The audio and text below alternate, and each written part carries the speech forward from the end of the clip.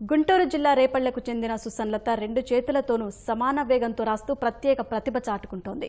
చిన్నతనం నుంచి ఎడమ చేతివాటం కలిగిన సుసన్లత తండ్రి ప్రోత్సాహంతో 5వ తరగతి నుంచి కుడి చేత్తో సైతం రాయడం మొదలుపెట్టింది. ప్రస్తుతం 9వ తరగతి చదువుతున్న సుసన్లత పరీక్షలో సైతం రెండు చేతులతోనూ రాస్తూ అందరినీ ఆశ్చర్యపరుస్తోంది. నేను రెండు చేతులతో రాయగలను. హిందీ, ఇంగ్లీష్, తెలుగు ఆ విధంగానే రెండు చేతులతో ఎట్ ఏ టైమ్ డ్రాయింగ్ కూడా వేయగలను. ఖాళీ సమయం వచ్చినప్పుడల్లా ప్రాక్టీస్ చేస్తాను. 6వ తరగతి నుండి మా ఫాదర్ అలాగే నా మదర్ కూడా ఇద్దరు హెల్ప్ చేసేవారు. రెండు చేతులతో రాయమని ప్రోత్సహించేవారు. నేను హోంవర్క్స్ని రెండు చేతులతో రాయటం వల్ల టైం సేవ్ అయింది. ఆ విధంగానే మిగిలిన టైంని చదువుకుంటానికి కూడా వాడుకుంటానికి నాకు సమయం సరిపోతుంది.